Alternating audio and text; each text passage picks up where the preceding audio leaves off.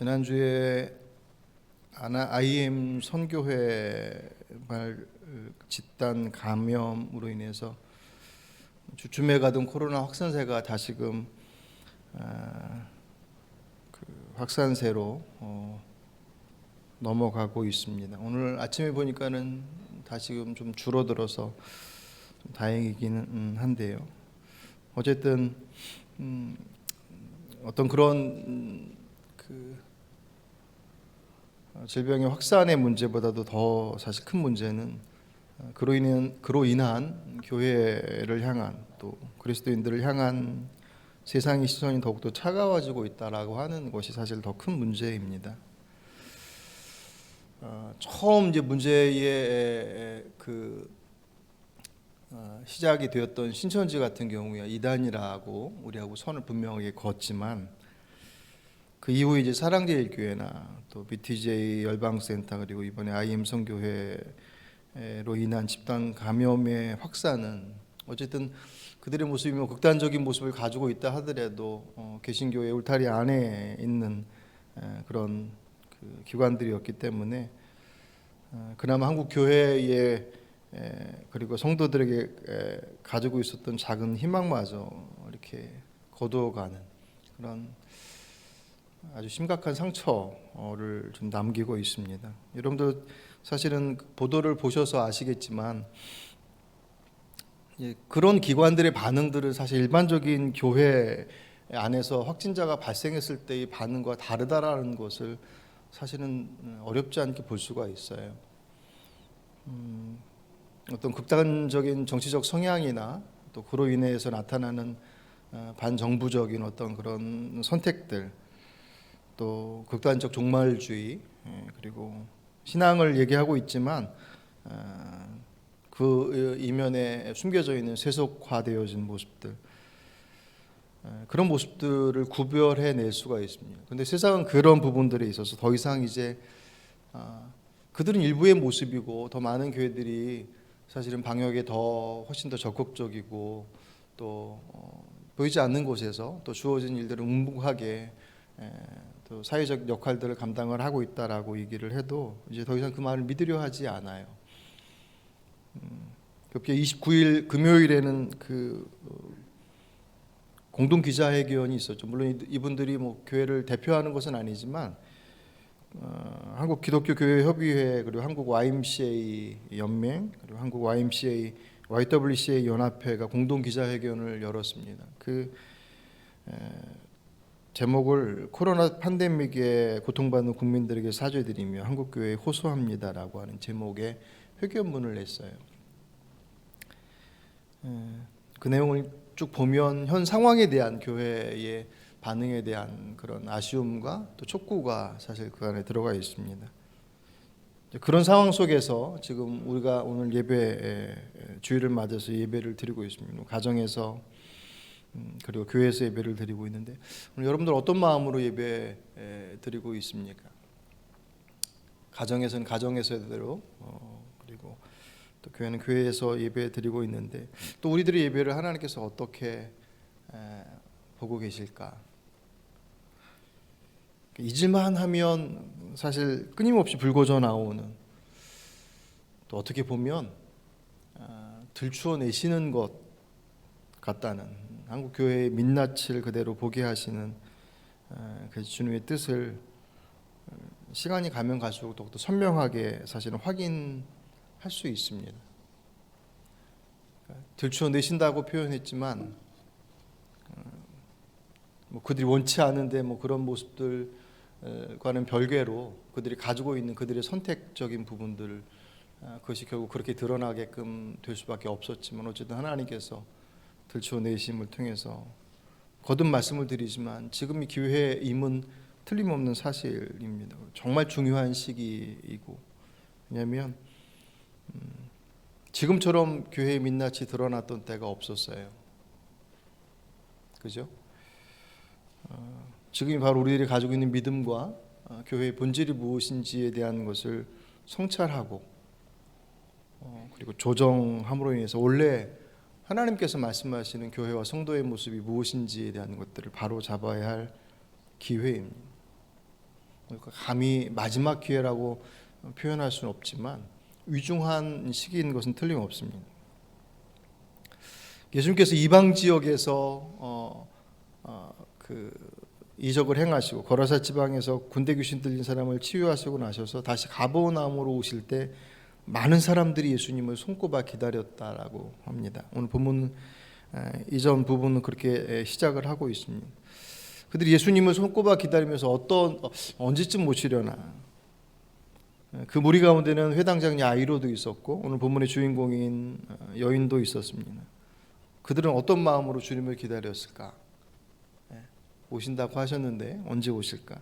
어떤 마음으로?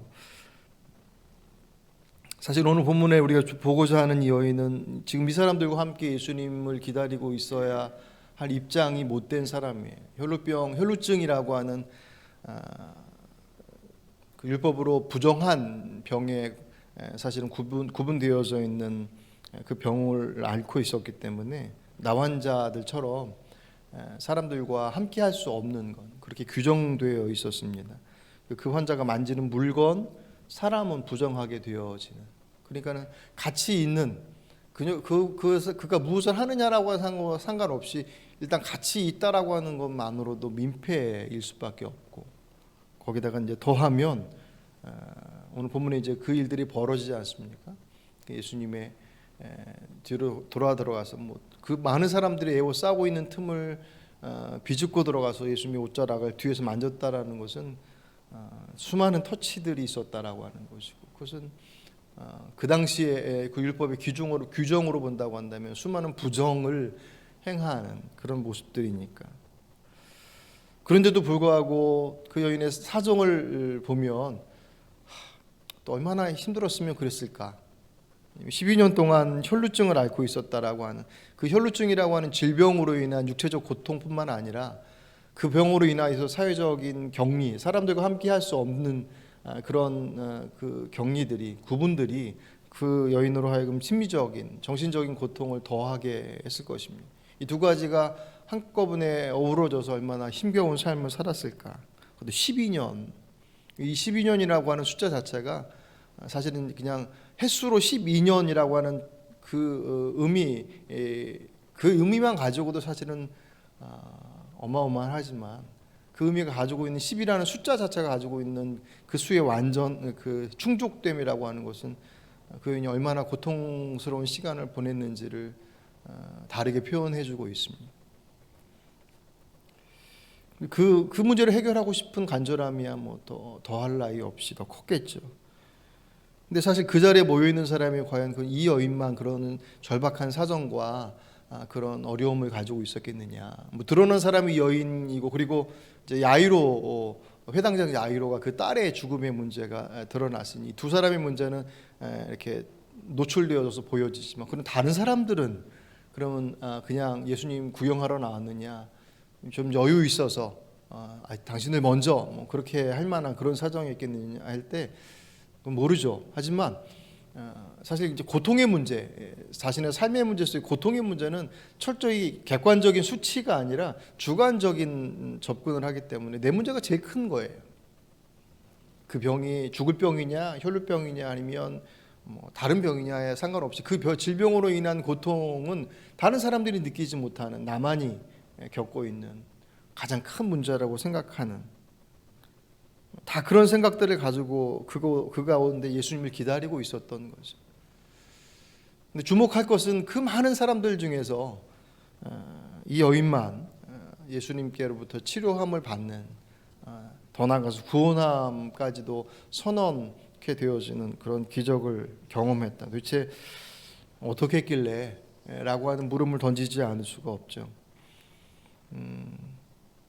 그렇다고 해서 이 여인만 예수님을 만졌느냐? 오늘 본문 여러분 워낙 유명한 말씀이니까 그 많은 사람들이 뒤로 들어가서 예수님의 옷수리의 끝자락을 만지는 것으로 치료를 받았는데, 12년 동안 앓고 있었던 그 병이 자신의 몸에서 깨끗해진 것을 그 즉시 그 여인이 깨달았어요. 그 사람만 만졌겠느냐 할 때 그렇지 않잖아요. 근데 주님께서 가시다가 멈춰서더니 나를 만진 사람이 있다라고 말씀하심에 베드로가 이 사람이 얼마나 많은 사람들이 지금 에워싸 밀고 있는데 누가 만졌냐라고 하시면 어떻게 합니까? 라고 반문할 정도로 그 상황은 많은 사람들이 지금 함께 막 몰려가고 있었던 상황이었습니다. 만지지 않은 사람, 가까이 있었던 사람 다 터치가 있었을 텐데 왜 그 많은 터치들 속에서 이 여인만 그 질병으로 또 고침받아, 그럼 이 여인이 그 누구보다도 훨씬 더 절박하고 간절했기 때문에 그렇게 치료받았겠느냐.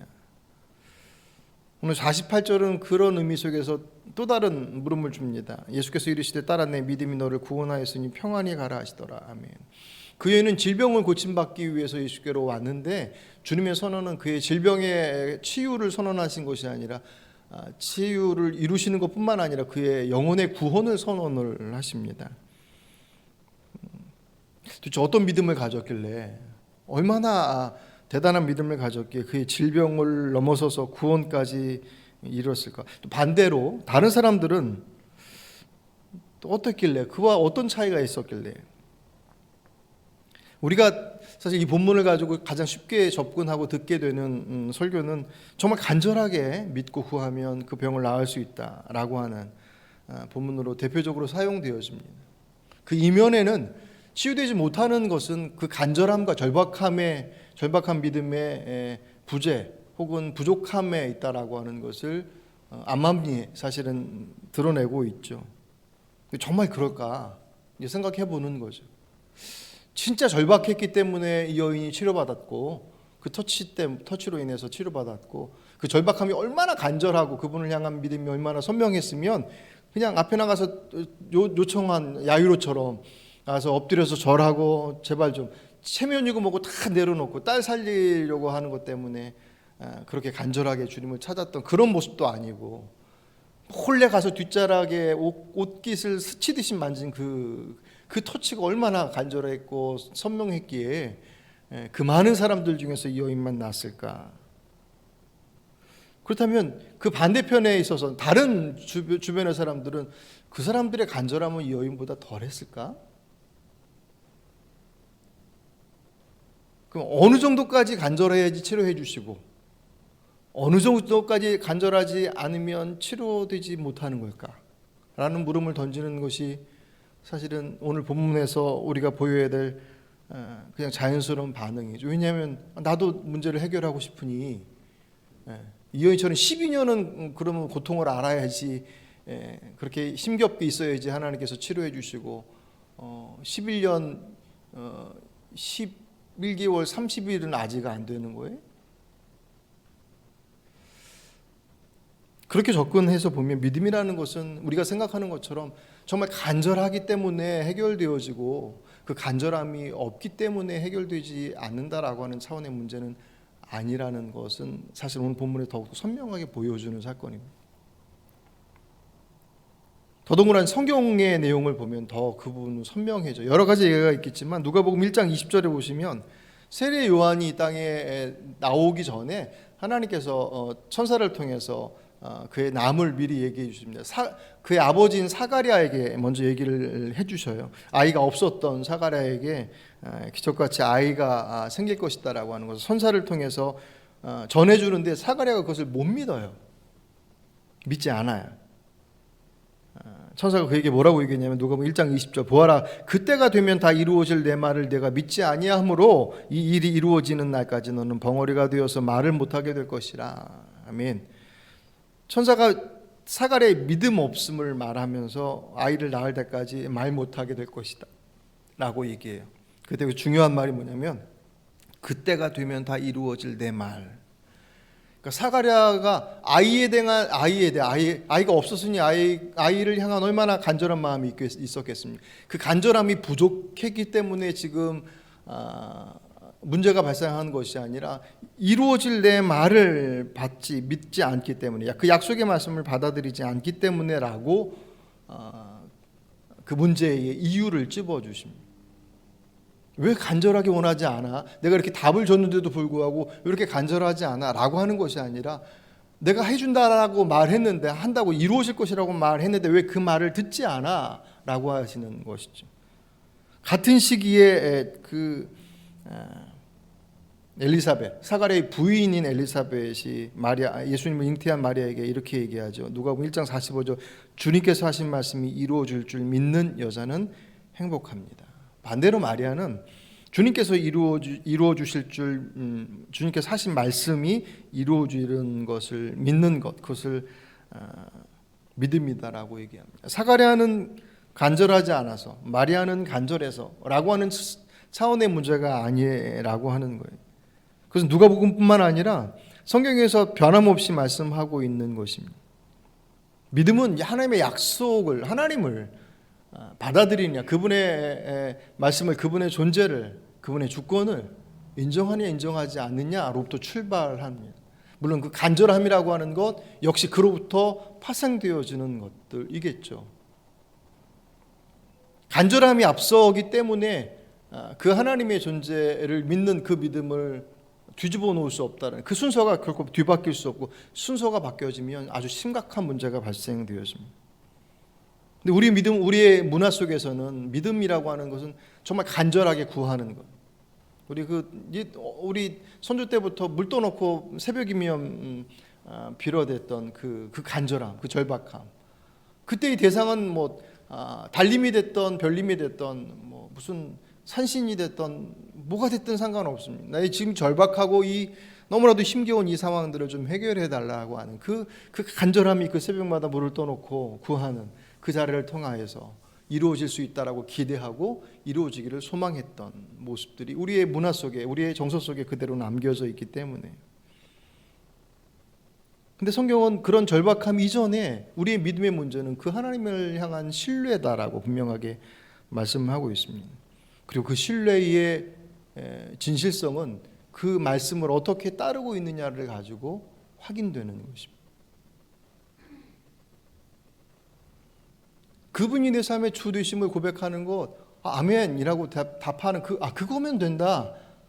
그런데 그 아멘이 진짜냐 가짜냐를 무엇으로 확인하느냐, 우리의 삶 속에서 내가 선택하고 결정하는 그 모양을 보면 그 하나님을 정말 하나님으로 여기고 있는지, 아니면 내가 원하는 것들을 얻어낼 수 있는 하나의 통로로 여기고 있는지가 자명하게 보인다라고 하는 거죠.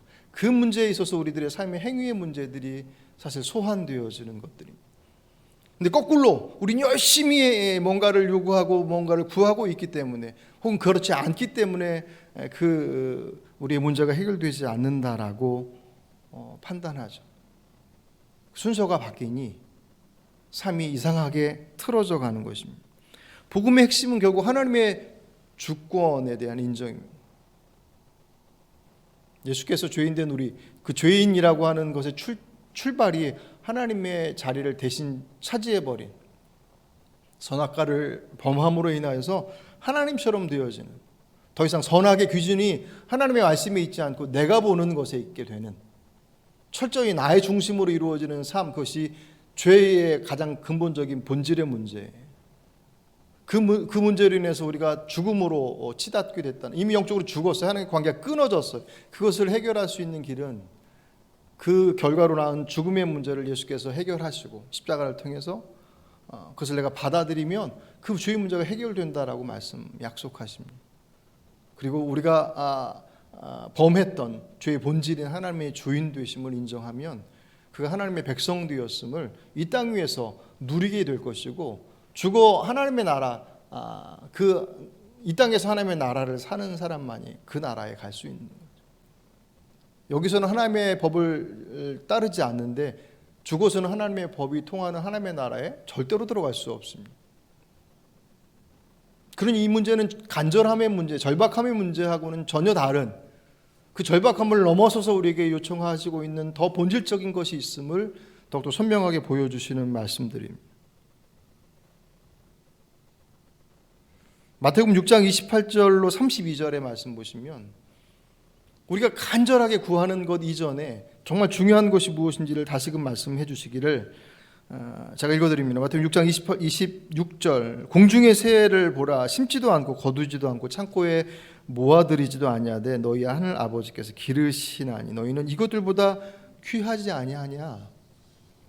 또 너희가 어찌 의복을 위하여 염려하느냐? 들의 백합화가 어떻게 자라는가 생각하여 보라.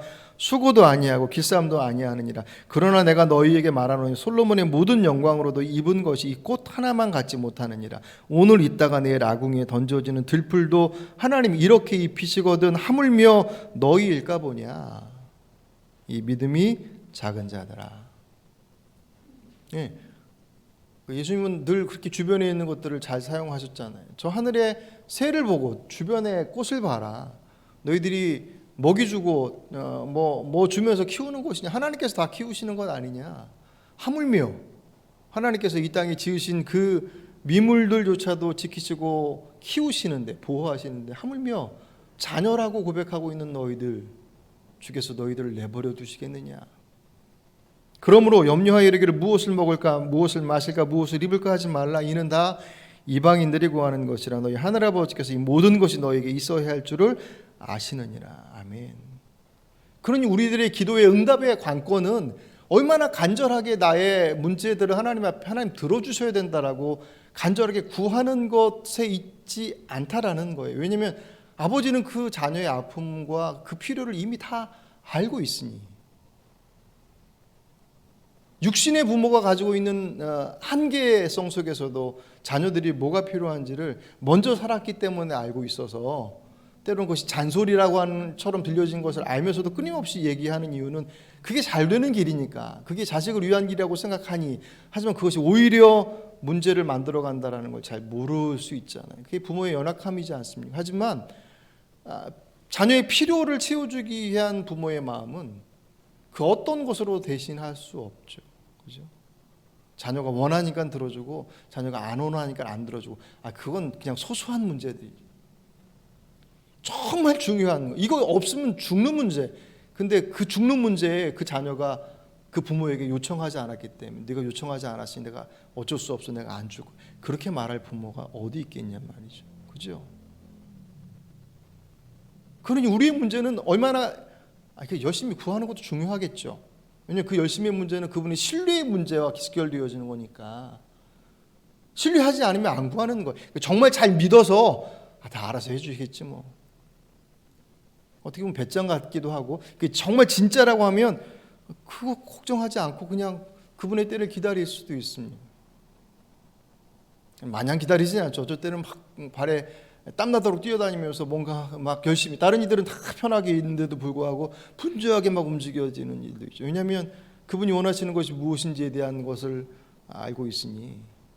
세상과는 정반대로 움직일 수 있는 것이 성도들의 모습들입니다. 어쨌든 중요한 것은 우리들의 생각에 잘 안 되는 이유는 내가 좀 더 열심히 없기 때문에, 내가 좀 더 간절하지 않기 때문에 라고 하는 것으로 자꾸 문제를 풀어가려고 하지만, 성경은 그 열심의 문제 이전에 하나님께서 내 아버지시야 라고 하는 것에 대한 고백이 진짜 맞냐라는 거예요.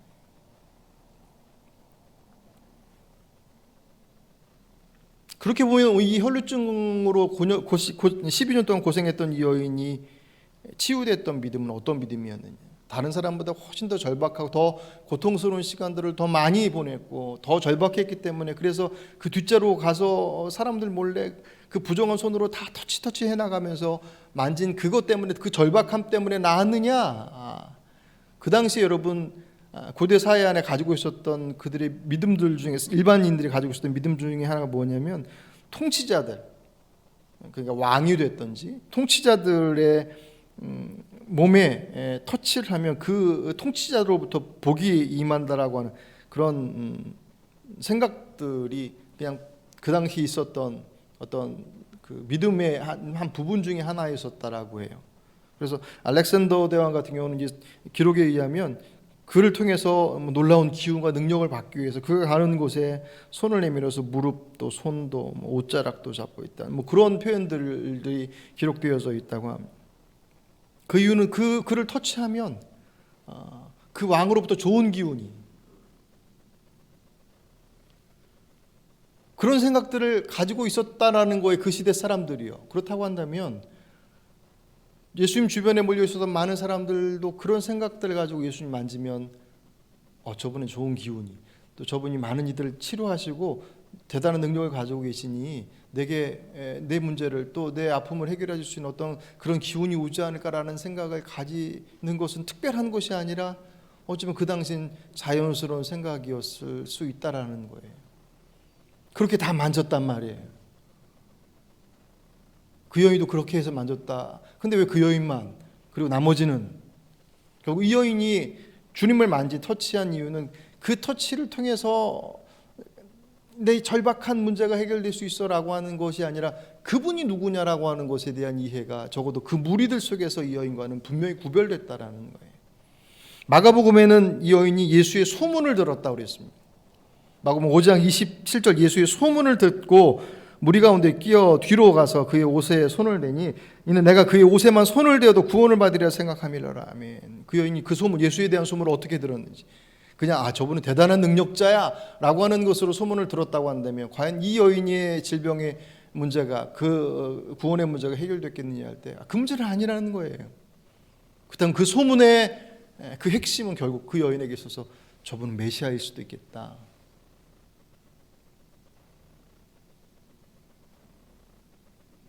가장 중요한 핵심을 그 여인이 소문을 통해서, 물론 그것은 절박함이라고 하는 것과 함께 어우러졌을 거예요.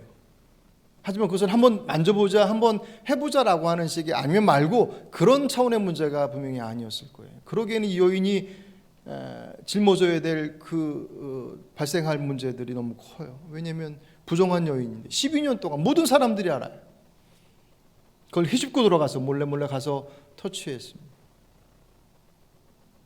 만약 아니면 끝인데.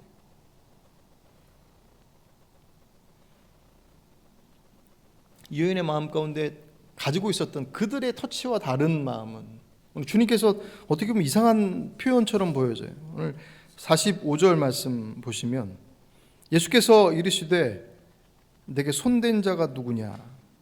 46절 예수께서 이르시되 내가 내게 손을 댄 자가 있도다. 이는 내게서 능력이 나간 줄 알미로다. 그 터치가 다른 사람들의 터치와 달라요. 더 세게 만진 게 아니라 살짝 건드려. 왜? 그 터치는 그분을 주로 고백하고 있는 터치이기.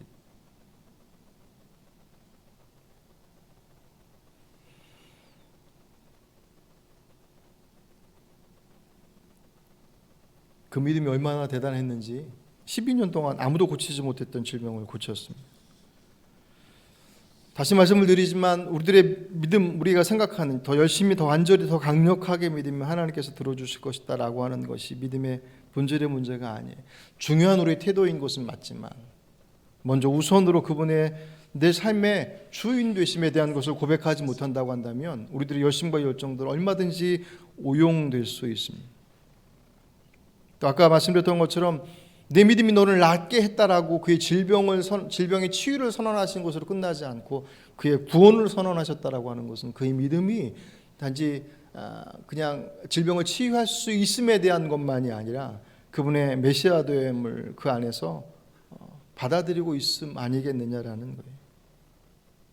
우리에게 필요한 것 다르지 않습니다. 이 시대를 살아감에 있어서 각자가 가지고 있는 문제는 주관적 판단이라고 그랬잖아요. 다 내 문제가 제일 커요. 주변에서 아무리 그 정도쯤이야 라고 해도 소용없어요. 그것 때문에 내 삶이 그냥 멈춰 있습니다. 그 삶을 풀어가는 데서 가장 중요한 것은 결국은 내가 얼마나 열심히 그 모든 문제를 풀어가기 위해서 그분 앞에 그것을 구할 것이냐라고 하는 것 이전에 내 삶의 주권이 그분 앞에 있음에 대한 것들을 인정하는 것이 제일 중요하다라는 거예요. 정말 여러분들의 삶에 있어서 하나님께서 여러분 삶의 주인 되심 맞습니까? 오늘 그 마음을 가지고 오늘 이 자리 예배 가운데 오셨습니다. 그것이 맞다면 어떻게 그것이 증명될 것이냐? 아멘이라고 하는 그 고백을 통해서도 증명되겠지만 그 아멘으로 고백한 그 입술로 그 삶으로 살아나가는 세상의 삶 속에서 과연 무엇을 따라가느냐라고 하는 그 삶의 흔적들이 그가 아멘으로 고백하는 것들을 증명해내더라는 거예요. 그것은 완벽성의 문제하고는 다른 문제입니다. 제가 늘 강조하지만 완벽하게 지켰기 때문에 하나님의 주권을 인정하고 완벽하지 못했기 때문에 인정하지 못하고 이 문제 그렇게 단편스럽지 않다라는 것은 우리가 살아보면 살아갈수록 더 많이 고백하게 되지 않습니까? 그게 주님 앞에 늘 죄스럽고 부족하지만 그럼에도 불구하고 당당하게 구할 수 있는 것은 그분께서 내 아버지 되시. 아까 예수님께서 마태복음 6장에서 말씀하셨던 것처럼 무엇을 먹을까 입을까 마실까 걱정하지 마라. 그 이방인들 아버지 없는 이들이 고백하고 구하는 것들이다. 아버지께서 다 잘 아시니 그거 가지고 몸부림치지 말고 먼저 그의 나라와 그의 의를 구하라. 주께서 무엇을 원하시는지를 좀 돌아봐라. 그것이 내 삶을 책임져 주신 분이 하나님이신 것을 고백하는 것이고 정말 하나님께서 그 삶을 책임져 주신다. 믿으시길 바랍니다. 내가 그것을 구하지 않았기 때문에 하나님께서 안 들어주시는 문제가 아니라는 거예요. 질병의 문제 열심히 간절하게 열심히 구했기 때문에 하나님께 치료해 주시고 그 열심보다 조금 모자랐기 때문에 하나님께서 치료하지 않으심의 문제가 아니죠. 필요하시다면 죽은 자도 살리시겠지만 때가 되면 불러가시는 것이 이 땅에 하나님께서 이 땅을 지으시고 운영해 나가시는 질서의 모습들입니다. 죽고 사는 문제는 우리에게 있어서 그것이 죽었느냐 살았느냐가 하나님께서 나를 사랑하시냐 사랑하지 않았느냐를 결정하는 기준이 될 수 없어요. 물론 아쉬울 수 있고 아쉽겠죠. 제가 그 말씀 드리지 않습니까? 모세의 인생은 약속의 땅에 모든 초점이 맞춰졌습니다. 날 때부터 그 인생이 크게 새토막 나잖아요. 40세까지 거의 죽을 뻔하다가 정말 기적과 같이 애굽의 왕궁에서 왕자의 신분으로 살게 되는 40년 동안 그러다가 애굽의 병사를 죽이고 나서 40년 동안을 광야에서 목동으로 살아가는 그리고 80세가 되었을 때 하나님께서 그를 이스라엘의 지도자로 부르셔서 출애굽을 명하시는 모세의 인생은 자기는 몰랐지만 하나님께서 그렇게 그를 통해서 일하시기로 계획하셨습니다. 그래서 그 120년의 세월을 해서 마지막 그 약속의 땅을 코앞에다 두고 그가 그 땅을 못 들어가요. 인간적으로 얼마나 안타까운 하나님 가서 데려가시대로 거기 땅이라도 좀 밝게 하시고 근데 그것은 정말 인간적인 아쉬움이고 부족함이지만 여러분 성경 우리가 그 뒤에 보시면 그 땅을 건너서 요단강을 정말 기적과 같이 열고 들어가서 그 안에 사고 있었던 일들이 다 여전히 그 안에는 애굽 출국할 이후에 광야에서 지냈던 시간보다 훨씬 더 고난의 시간들이 그 안에서는 계속 반복되어졌습니다. 아마 모세가 하나님 부름받고 올라가서 자기가 잠깐 소원하긴 했지만 하나님 감사합니다 그랬을 거예요. 천국과 그곳을 비교조차 할 수 없겠지만 그곳에 그가 약속되어진 땅 그곳에 가서 그가 치러야 될 수많은 전쟁들은 그 이전과는 비교할 수 없을 만큼의 더 큰 노고들 인생이 다 그러니 죽음의 문제가 됐던 질병의 문제 어떤 문제가 됐든지 결국 우리들이 맞닥뜨리고 있는 그 문제들의 그 답 내가 원하는 답이 진정 우리에게 온전한 것이냐 그렇지 않을 수도 있다라고 하는 거예요. 그렇지 않은 경우들이 훨씬 더 많이 있습니다. 우리가 믿어야 할 것은 우리들의 열정과 열심과 간절함 이전에 하나님 되심. 우리가 이 예배 가운데 고백하는 제일 중요한 것입니다. 어떤 마음으로 내가 이 예배를 잘 드림으로 인해서 하나님의 마음에 든 어떤 이런 두려움 때문에 예배의 목적이 다 달라요. 정말 하나님 되심을 고백하는 예배 그 예배가 그 하나님께 영광인 것뿐만 아니라 그 예배를 통해서 내 삶의 주체가 다시금 정돈이 되는 늘 기도할 때 말씀을 드리지 않습니까? 우리 희미했던 왜곡되었던 또 쓸데없는 것들에 잡혀 있었던 우리들의 생각들을 자유케 하시는 가장 핵심의 것은 하나님께서 내 삶의 주인이심을 고백하는 그리고 그분이 내 아버지 되심을 고백하는 그 믿음의 자리 속에서 딱 설 때 그간 쓸데없는 고민과 걱정과 욕심과 그 헛된 것들로부터 자유케 될 수 있는, 그래서 이 예배는 하나님을 높여드리는 예배이긴 하지만 그 예배를 통해서 우리가 그 은혜로 다시금 소생케 되어지는 자리가 예배의 자리입니다. 그렇지 않고 내가 얻고자 하는 어떤 것들을 얻기 위한 하나의 통로로 전락되어진다면 그 예배가 목숨을 걸어 드린 예배인들 무슨 의미가 있겠습니까? 내가 원하는 것을 얻어내는 수단에 불과한 예배는 목숨을 걸지라도 그것은 주님 앞에 오히려 가증스러운 것입니다. 하나님을 주인으로 여기지 않아 하나님 마치 종부리 뜻해요. 내가 원하는 것들을 취하기 위해서. 그분은 내가 원하는 것들에 응답하시는 분이 아니시고 내게 필요한 것, 나를 사랑하시는 분이십니다. 그래서 내가 원하는 것과는 정반대의 것을 말씀하실 때도 있습니다. 그게 제일 좋은 것이거든요.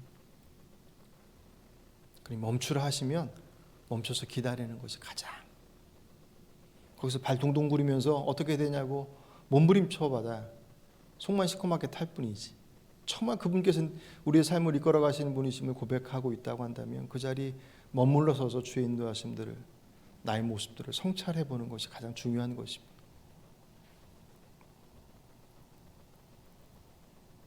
성경에서 말하는 믿음은 하나님을 조종하는, 하나님을 움직이는 것을 얘기하지 않습니다. 그분의 말씀 앞에 내가 부복하는 것입니다. 나의 열심히 그분을 소환시키는 것은 무당 종교예요.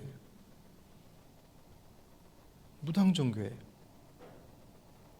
내가 원하는 것으로, 그것이 열심이 됐던 또는 그것이 헌금이 됐던 무엇이 됐든지 그것을 통해서 내가 원하는 것을 얻어내기 위해서 그분을 감동시키고 그분을 움직이게 하는 것, 그건 성경에서 말씀하고 있는 하나님을 믿는 믿음하고는 전혀 다른 것들입니다.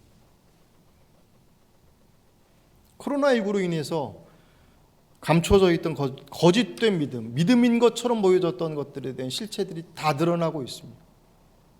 정말 그렇습니다. 서두에 기회라고 말씀드린 것, 어느 때보다도 그 믿음의 본질의 모습들과 본질이 아닌 것들의 모습들이 이처럼 분명하게 드러났던 때가 없어요. 그전에도 있었지만 그전에는 다 묻혀 있었어요. 경제성장과 함께 막 몰아쳐 올라가는, 그래서 함께 세워져가는 그 부흥의 열기들 속에서 그냥 그렇게 같이 가면 되는 줄 알았어요. 근데 확 주저앉고 나니 어떤 게 진짜고 어떤 게 가짜냐가 더욱더 선명하게 드러납니다. 누가복음 9장 23절, 또 무리에게 이르시되 아무든지 나를 따라오려거든 자기를 부인하고 날마다 제 십자가를 지고 나를 따를 것이니라. 아멘. 그들의 모습 속에 자기를 부인하고 자기 십자가를 지고 주님을 따르는 모습이 어디 있어요? 제가 금요일날도 말씀드렸지만 그 IM 선교회인가 영화 신앙을 한 번에, 그것을 통해서 미국 유학길 보내는, 그건 예수 이름 팔아서 장사한 것과 다르지 않아요. 다르지 않아요. 거기서 목숨 들여 예배하면 뭐 하겠습니까? 거기에 불려간 아이들이 불쌍할 뿐이죠.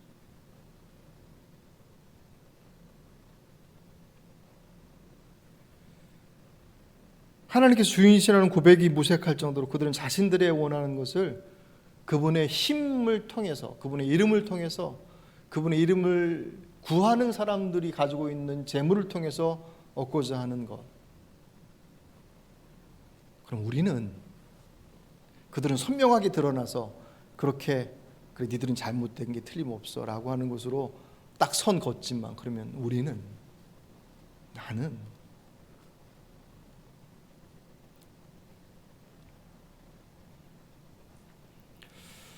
오늘 우리가 가지고 있는 삶의 자리들 속에서의 인생의 문제들은, 결국 기독교는 이 땅 위에 죽음의 문제, 질병의 문제나 고통의 문제나 우리가 항상 그 맞닥뜨리고 있는 그 문제들을 해결하기 위해서 존재하는 종교가 아니에요. 예수 잘 믿었다고 해서 우리 안에 질병의 문제가 해결되어지고 다시 다가오지 않고 모든 것들이 일사천리로 풀려져 나가는, 그것을 주고자 우리에게 예수께서 십자가에 못 박히신 것이 아니라, 물론 때론 주님께서 그 막혀진 곳으로 도리를 열어주시기도 하십니다. 하지만 때로는 묵묵히 그 길을 몸으로 다 받아내라고 말씀하실 때도 훨씬 더 많이 있습니다. 왜냐하면 그게 핵심이 아니기 때문에.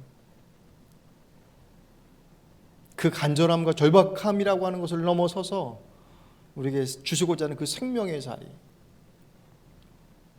그 가장 본질적인 것에 주목해야 될 때가 바로 지금의 시기입니다. 여러분이 열심히 없어서 여러분의 문제가 해결되지 않는 것이 아닙니다. 먼저 바라보십시오. 하나님께서 정말 여러분의 삶에 주로 고백되고 있는, 우리가 날마다 찬양하며 기도하며 주님이라고 고백하고 있는 그 고백이 진짜 정말 여러분들 안에서 진심으로 그것을 받아들이고 있는지. 오늘 이 본문을 제가 정말 많이 봤지만 이번에 보면서 유독 눈에 들어왔던 것 중에 하나가 뭐냐면, 예수님께서 그 여인을 불러 세우시잖아요. 그죠? 그 전에 이 여인은 예수님의 뒷자락 가서 뒤에 가서 옷만 탁 터치함으로 인해서 그의 질병의 문제가 해결됐어요. 그리고 나서 슬그머니 그냥 가버렸으면 그 여인은 어떤 삶을 살았을까 모르겠어요. 어쨌든 그 질병이 나았음이라고 하는 것을 통해서 그 주님을 바라보는 시선이 다른 사람들과는 분명히 달랐다라고 하는 것은 틀림없잖아요. 근데 주님께서 그 여인을 불러 세우셨습니다. 몰랐기 때문에 세우셨을까요? 아셨죠? 왜 모르셨겠어요? 주님께서 자기도 모르는 사이에 그 믿음 가지고 터치했으니 진짜 누구야 라고 찾기 위해서, 정말 누군지 얼굴을 보기 위해서 주님께서 부르셨겠느냐? 그게 아니겠죠. 그 불러 세움은 어찌 보면 오늘 본문의 말씀 보시면 아시겠지만 그 여인이 자신이 왜 했는지에 대한 설명들을 사람들 앞에 해요. 간증이에요. 오늘 주보에 간증문이 실렸습니다. 보십시오. 자랑이 아니라 내가 예수를 주로 삼았음에 대한 고백들이에요. 그것을 통해서 그 여인의 구원을 선언하십니다. 주님 터치하고 가버렸으면 육체적인 해결에 대해서 그 여인이 만족하고 혹 머물러 있을지 모르겠지만 그분의 앞에 섬으로 인해서 그 공동체 안으로 들어갈 수 있는 길을 활짝 열어주심과 더불어서 주님과 교제, 소통함으로 인해서 그의 삶의 문제는 이제 육신의 질병의 문제를 넘어서서 구원의 문제로 확장되어졌습니다. 저 여러분이 끊임없이 우리들의 삶 속에서 그분의 말씀에 귀 기울이며 그분의 뜻을 따라 소통해야 될 가장 중요한 이유들 중에 하나예요. 말씀을 정리하죠. 어려운 때이지만 언제나 안 어려운 때가 있었습니다. 중요한 것은 세상이 우리를 어떻게 보느냐라고 하는 시선의 교회의 존폐가 결정되어지는 것이 아니고 우리가 그분의 말씀 앞에 어떻게 서느냐가 교회의 존폐를 결정하는 것입니다. 아무리 세상이 인정하고 칭찬하고 다 띄워준다 할지라도 우리들의 고백이 그분을 주로 고백하고 있지 않고 주로 고백한 삶을 살아내지 않는다면 그분의 책임져 주심은 우리의 삶 속에서 경험되지 않아요. 그냥 우리 노력으로 이뤄낼 수 있는 것들이에요. 사람과 사람의 연결되어진 그 연결 속에서 얻어낼 수 있는 열매들이에요. 하나님께서 부어주시는 것과는 다른 것입니다. 정말 여러분들 안에 그분을 주로 받아들이십시오. 그렇다면 하나님께서 여러분들의 삶의 자리 속에서 가장 온전한 길로 인도해 주십니다. 거기에 귀 기울이십시오. 때로는 그 길이 세상의 길과 정면으로 충돌할 때도 있습니다. 세상은 끊임없이 높은 더 많은 더 좋은 것들을 향해서 확 올라가는데 주님께서 어린아이 데려다 놓으시고 이 아이를 영접하는 자가 바로 나를 영접하는 것이고 나를 영접하면 하나님을 영접하는 것이다 라고 하는 가치의 다름을 선명하게 설명하신 것처럼 우리의 삶은 세상과 다름에 대한 부분으로 우리 스스로를 증명해야 될 때도 분명히 있습니다. 그 모습 속에서 내가 하나님의 사람임을 확인해 내십시오. 그거면 됩니다. 하나님께서 여러분이 주 되심에 대한 고백만 선명하면 그것으로 됩니다. 그것이 정말 온전하다고 한다면 그 예배가 현장이냐 온라인이냐 대면이냐 비면 그게 무슨 의미가 있겠습니까? 그분이 내 삶의 주가 아닌 여전히 내가 원하는 무언가를 얻어내는 수단이 된다면 아무리 성대하고 아무리 그렇게 그럴듯한 예배의 공간 속에서 온갖 예배의 기제들과 함께 드려진다 할지라도 그 예배는 하나님께서 받으신 예배일 수 없어요. 단언합니다. 독방에서 홀로 그분의 말씀을 붙잡고 목소리 하나 제대로 내지 못하고 그 자리에서 우물우물 하더라도 그 속에서 그분의 주권이 인정되어지고 하나님 어떻게 해야 합니까? 라고 하는 그 시대의 아픔들을 토할 수 있다고 한다면 그것이 침묵이 됐든 묵상이 됐든 어떤 모습이 됐든지 주께서 그 삶을 책임져 주십니다. 그 은혜를 여러분들 안에서 누리실 때 그 누림이 이 세상 속에 흘려 들어가게 되는 것입니다.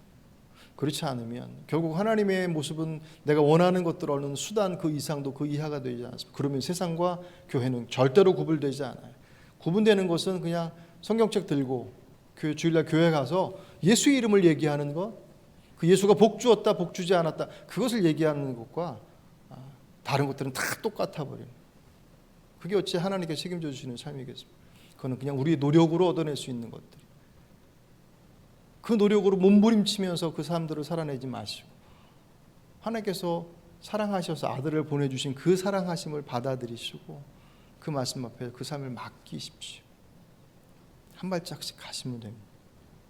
이 엄중한 시기 하지만 우리에게 분명하게 주시는 이 기회의 때에 우리의 믿음을 다시금 정돈하시는, 그리고 그 자유함을 누리시는 저 여러분의 삶이 되시길 주의 이름으로 축복합니다.